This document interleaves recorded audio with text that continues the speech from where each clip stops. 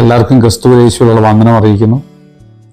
ഇന്ന് കർത്താവ് ഏൽപ്പിച്ച ഒരു ദൂത് കൈമാറുകയാണ്. മത്തായിയുടെ സുവിശേഷം 11-ാം അധ്യായം 28-ാം വാക്യം എല്ലാവർക്കും സുപരിചിതമായ ഒരു വാക്യമാണ്. അധ്വാനിക്കുന്നവരും ഭാരം ചുമക്കുന്നവരും ആയുള്ളവരെ എല്ലാവരും എൻ്റെ അടുക്കൽ വരുവിൻ, ഞാൻ നിങ്ങളെ ആശ്വസിപ്പിക്കും. എല്ലാവരും എന്ന് അവിടെ എഴുതിയിരിക്കുന്നത്. ഒരാളെ പോലും കർത്താവോടെ കളയുന്നില്ല, ഒഴിവാക്കുന്നില്ല. എല്ലാവരും, കറുത്തവരും വെളുത്തവരും സകല നാനാജാതിക്കാരും സകല വംശങ്ങളും ഭൂമിയിൽ മനുഷ്യരായി പിറന്നവർ സകലരും ഒരു ആശ്വാസത്തിന് വേണ്ടി കർത്താവിൻ്റെ അടുക്കിലേക്ക് ചെല്ലാനാണ് കർത്താവ് ഈ ദൂതിലൂടെ ഏൽപ്പിക്കുന്നത്. നമുക്ക് ആശ്വാസം കിട്ടുന്ന പല മാർഗങ്ങളുണ്ട്. എന്നാൽ ഇവിടെ അധ്വാനിക്കുന്നവരും ഭാരം ചുമക്കുന്നവരായുള്ളവരെ എൻ്റെ അടുക്കൽ വരുവീൻ. അപ്പൊ നമുക്ക് പലപ്പോഴും അധ്വാനിച്ച് ചിലർ മടുക്കാറുണ്ട്. ചിലർ അധ്വാനിച്ചിട്ടും അതിൻ്റെ പൂർണ്ണ തൃപ്തിയാകുന്നില്ല. ചിലർ അധ്വാനിച്ചിട്ടും അതിൻ്റെ ഫലം എടുക്കാൻ കഴിയുന്നില്ല. ചിലർ അധ്വാനിച്ചിട്ടും അതിൻ്റെ സംതൃപ്തി കിട്ടുന്നില്ല. ചിലർക്ക് അധ്വാനിക്കാനുള്ള വഴികളില്ല. ജോലിയില്ലാതെ ഭാരപ്പെടുന്നവരുണ്ട്. മക്കളെ ഓർത്ത് ഭാരം അനുഭവിക്കുന്നവരുണ്ട്. അവ വിദ്യാഭ്യാസത്തെ ഓർത്ത് ഭാരം അനുഭവിക്കുന്നവരുണ്ട്. കടബാധ്യതകൾ ഇന്നത്തെ കാലത്ത് ഏറ്റവും കൂടുതൽ മനുഷ്യനെ ഭാരം കൊടുക്കുന്ന വലിയൊരു വിഷയമാണ് കടം. എടുക്കാൻ വയ്യാത്ത കടമൊക്കെ എടുത്ത് നമ്മുടെ തലയിലോട്ട് വെച്ചിരിക്കുന്ന ഒരു അനുഭവമുണ്ട്. തൊടുന്നതിനും പിടിക്കുന്നതെല്ലാം ലോണൊക്കെ എടുത്ത് ചിലർക്ക് വീട്ടുവാൻ കഴിയില്ലാതെ ഭാരം ചുമക്കുന്നു. ചിലർക്ക് ഇനി എന്നത് ഒന്ന് പൂർണ്ണമായി എൻ്റെ തലയിൽ നിന്ന് ഒഴിഞ്ഞു മാറുമെന്ന് ഓർത്ത് ഭാരപ്പെടുന്നവരുണ്ട്. അപ്പൊ എല്ലാവരോടുമുള്ള കർത്താവിൻ്റെ ഒരു ദൂതാണ്, യേശുവിൻ്റെ അടുക്കിലേക്ക് ചെന്നാൽ ഞാൻ നിങ്ങൾക്കൊരു ആശ്വാസം തരുമെന്നാണ്. ഈ ഭൂമിയിൽ ആശ്വാസം കിട്ടാൻ ശരിക്കും നല്ലൊരു മാർഗം ഉണ്ടെങ്കിൽ അത് യേശുവിൻ്റെ മാർഗം മാത്രമാണ്. കാരണം ഇവിടെ ആശ്വസിപ്പിക്കാമെന്ന് പറഞ്ഞിരിക്കുന്നത് ആ നല്ല പിതാവാണ്. അത് ആ വാക്യത്തിന്റെ തൊട്ട് മുൻ വാക്യം വായിച്ചാൽ കുറച്ചുകൂടെ ക്ലാരിറ്റി കിട്ടും. എൻ്റെ പിതാവ്, 27-ാം വാക്യം, എൻ്റെ പിതാവ് സകലവും എന്നിൽ ഫലമേൽപ്പിച്ചിരിക്കുന്നു. പിതാവല്ലാതെ ആരും പുത്രനെ അറിയുന്നില്ല, പുത്രൻ വെളിപ്പെടുത്തി കൊടുക്കുവാൻ ഇച്ഛിക്കുന്നതല്ലാതെ ആരും പിതാവിനെ അറിയുന്നതുമില്ല. ഇപ്പം യേശു കർത്താവിനെ അറിയാൻ ഇടയായി തന്നെയാണ് ഏറ്റവും വലിയ മഹാഭാഗ്യം.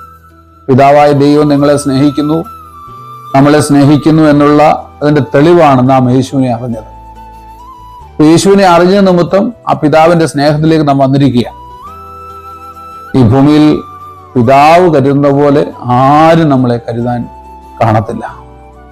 ഒരു വീട്ടിൽ അപ്പനും അമ്മയും മക്കൾക്ക് വേണ്ടി കരുതുന്നത് പോലെ, ആശ്വസിപ്പിക്കുന്ന പോലെ, കൈത്താങ്ങുന്നത് പോലെ, ബലപ്പെടുത്തുന്നത് പോലെ, കരുതുന്നത് പോലെ ഭൂമിയിൽ ആരും കാണത്തില്ല. അതുകൊണ്ടാണ് ദൈവം പറഞ്ഞു, യെശയ്യാവിന്റെ പ്രവചനത്തിൽ പറയുന്നുണ്ട്, പെറ്റ തള്ള തന്റെ കുഞ്ഞിനെ മറക്കുമോ, മറന്നാലും ഞാൻ നിന്നെ മറക്കുകയില്ല. മറ്റൊരിടത്ത് പറഞ്ഞു, ഒരു അമ്മ ആശ്വസിപ്പിക്കുന്ന പോലെ ഞാൻ നിന്നെ ആശ്വസിപ്പിക്കും. മുഴങ്കാൽമേൽ ഇരുത്തി ലാളിപ്പിക്കും. പിതാവിന്റെ സ്ഥാനത്ത് ആ ദൈവം, സർവശക്തനായ ദൈവം യേശുക്രിസ്തുവിൽ കൂടെ നമ്മളെ വിളിക്കുകയാണ്. എൻ്റെ അടുക്കിലേക്ക് വരിക, നീ വിചാരപ്പെട്ട മനസ്സ് ഭാരപ്പെടണ്ട, മനസ്സ് കലക്കണ്ട, അല്ലെങ്കിൽ ആത്മഹത്യ ചെയ്യണ്ട, ഭാരം മാറാൻ വേണ്ടി മദ്യപിക്കണ്ട. ചിലർ ഭാരം മാറാൻ വേണ്ടി മദ്യപിക്കും, ചിലർ ഭാരം മാറാൻ വേണ്ടി സിനിമയ്ക്ക് പോകും. എന്നാൽ അതൊക്കെ വെറും താൽക്കാലികമായ ആശ്വാസമാണ്. യേശുവിൻ്റെ അടുക്കിലേക്ക് വന്നാൽ കർത്താവ് പറയുകയാണ്, ഞാൻ നിനക്ക് പൂർണ്ണമായ ഒരു ആശ്വാസം തരും. അത് ലോകം തരുന്ന സമാധാനം പോലെയല്ല, നിത്യസമാധാനം കൊണ്ട് നിറയ്ക്കും, നിത്യമായ ഒരു ആശ്വാസം ലഭിക്കും. എന്നെ കേൾക്കുന്നവരോട് ദൈവത്തിൻ്റെ ആത്മാവ് ഓർപ്പിക്കുന്നു, ഈ മനസ്സ് വ്യാകുലപ്പെട്ട് ഭാരപ്പെട്ട് ഇരിക്കുന്ന ചില വിഷയങ്ങൾക്ക് ഈ ദിവസങ്ങൾ കർത്താവ് ഒരു മറുപടി തരാൻ പോവുകയാണ്, ഒരു ആശ്വാസം തരാൻ പോവുകയാണ്. ഒരമ്മ സ്നേഹിക്കുന്നത് പോലെ, ഒരപ്പൻ കരുതുന്നത് പോലെ ചില കരുതലിന്റെ വഴികൾ ദൈവത്തിന്റെ ആത്മാവ് തുറക്കാൻ പോകുന്നു. ഒരാശ്വാസത്തിന്റെ വാതിലുകൾ തുറക്കാൻ പോകുന്നു. ഒരു നന്മയുടെ ചില വാതിലുകൾ ദൈവത്തിന്റെ ആത്മാവ് തുറക്കാൻ പോകുന്നു. ഒറ്റ കാര്യം ചെയ്താൽ മതി, യേശുവിന്റെ അടുക്കലേക്ക് വരിക. ഒറ്റ കാര്യം പറയുക, കർത്താവേ, എനിക്ക് വഹിക്കാൻ കഴിയുന്നതിനെക്കാട്ട് വലിയ ഭാരം ഞാൻ വഹിച്ചു നടക്കുക, എനിക്കതിനെ ഓവർകം ചെയ്യാൻ പറ്റുന്നില്ല. കർത്താവേ, നിന്റെ കരം എനിക്കൊരു അനുകൂലമാകണമേ. ഒരപ്പൻ ആശ്വസിപ്പിക്കുന്ന പോലെ എനിക്കൊരു ആശ്വാസം തരണമേ. ഒന്ന് പ്രാർത്ഥിച്ചാൽ മതി. നിശ്ചയമായിട്ടും ഈ കേൾക്കുന്ന ദൂത്, ഈ വചനം നിങ്ങളുടെ ഉള്ളിൽ ദൈവത്തിന്റെ അമിതമായ ശക്തിയായി വെളിപ്പെടും. വചനത്തിന്റെ ശക്തി സകല ഭാരങ്ങൾ നിങ്ങളെ വിടുവിക്കും. ഒരു മിനിറ്റ് ഞാൻ പ്രാർത്ഥിക്കുന്നു. യേശുവിന്റെ നാമത്തിൽ ഈ കേൾക്കുന്ന സകല പ്രിയപ്പെട്ടവർക്കും വേണ്ടി കർത്താവ് ഒരിക്കൽ കൂടി പ്രാർത്ഥിക്കുന്നല്ലോ. അവരുടെ ഭാരങ്ങൾ യേശുവിന്റെ നാമത്തിൽ മാറിപ്പോകണമെന്ന് പ്രാർത്ഥിക്കുന്നു. വലിയ ആശ്വാസം ഈ ദൂതിൽ കൂടെ അവരുടെ ഹൃദയങ്ങളിലേക്ക് വ്യാപരിക്കണമെന്ന് പ്രാർത്ഥിക്കുന്നു. ദൈവത്തിന്റെ വലിയ സമാധാനം യേശുവിന്റെ നാമത്തിൽ ഉണ്ടാകുമാറാകട്ടെന്ന് പ്രാർത്ഥിക്കുന്നു. അവരുടെ രോഗങ്ങൾ സൗഖ്യമാകട്ടെന്ന് പ്രാർത്ഥിക്കുന്നു. അവരുടെ കടബാധ്യതകൾ മാറിപ്പോകണമെന്ന് പ്രാർത്ഥിക്കുന്നു. അവരുടെ ഇടുക്കങ്ങളും ഞെരുക്കങ്ങളും മാറിപ്പോകണമെന്ന് പ്രാർത്ഥിക്കുന്നു. ആശങ്കകളെല്ലാം വിട്ടുമാറി ദൈവത്തിൽ ആശ്രയിച്ച് ദൈവത്തിന്റെ സമാധാനത്തിന്റെ ആത്മാവിനാൽ നിറഞ്ഞു വരുവാൻ വേണ്ടി പ്രാർത്ഥിക്കുന്നു. യേശുവിന്റെ നാമത്തിൽ അനുഗ്രഹിക്കുന്നു.